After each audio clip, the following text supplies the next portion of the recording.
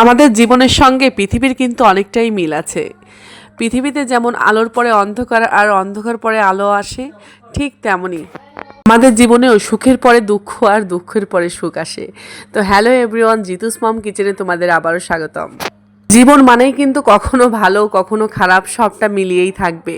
তো আমরা হয় কি আসলে যখন খারাপ সময়টা আসি তখন খুব ভেঙে পড়ি, মনে করি যে আমাদের জীবনেই শুধুমাত্র আমার জীবনে হয়তো শুধুমাত্র এই খারাপ দিনটা আসছে। আসলে আমাদের প্রত্যেকের জীবনেই কিন্তু একটা টাইমে কিন্তু খারাপ সময়টা আসে, আর সেই খারাপ সময়ের টাইমটা কিন্তু খুব বেশি হয় না। আসলে জীবনে কিন্তু ভালো খারাপ মিশিয়েই কিন্তু থাকবে। আর সেই টাইমটা সব থেকে ইম্পর্টেন্স হচ্ছে ধৈর্য ধরে সেই টাইমটার সঙ্গে আমাদের মানিয়ে নিয়ে আর সেখান থেকে ওভারকাম কীভাবে করে বেরিয়ে আসা যায় সেটাই আসলে খুঁজে বের করা। আর সেই টাইমে যদি আমরা নিজেদের মনকে ঠিক করে না রাখতে পারি, ভেঙে পড়ি, তাহলে কিন্তু সেই অবস্থাটা আমাদেরকে আরও বেশি নাজেহাল করে ছাড়ে।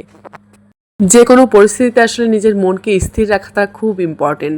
মন যদি স্থির থাকে তাহলে দেখবে যে কোনো খারাপ পরিস্থিতিতে তুমি খুব ভালো একটা সিদ্ধান্ত নিয়ে সেখান থেকে বেরিয়ে আসতে পারবে।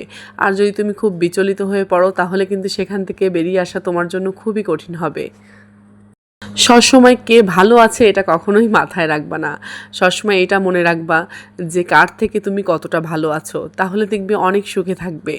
আসলে আমরা সবসময় দেখা যায় কি আমার থেকে কে বেশি ভালো আছে আমরা সেটার দিকেই বেশি ফোকাস করি, কিন্তু কার থেকে আমরা কজনের থেকে বেশি বেটার আছি সেটা কিন্তু আমরা কখনোই মনে করি না।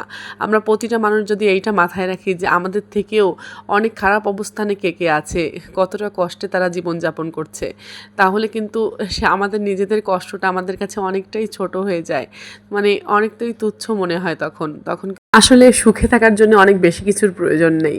আমরা যদি আসলে অল্পতে সন্তুষ্ট থাকাটা শিখে যাই না, তাহলে দেখবে যে আমরা খুব অল্পতেই আমরা খুব খুশি হয়ে যাচ্ছি। আসলে চাওয়ার জিনিসের কিন্তু দুনিয়াতে শেষ নাই।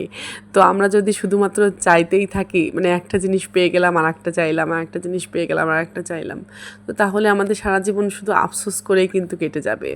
কিন্তু তোমার চাহিদাটা যদি এমন হয় যে আমি এতটুকুতেই আমি ভালো থাকতে পারবো, আমার এটুকুই প্রয়োজন, তাহলে দেখবে খুব সামান্যতেই কিন্তু তুমি সুখী হতে পারবা, খুব ভালো থাকতে পারবা। অনেক বেশি কিছুর প্রয়োজন নেই আসলে সুখের জন্য।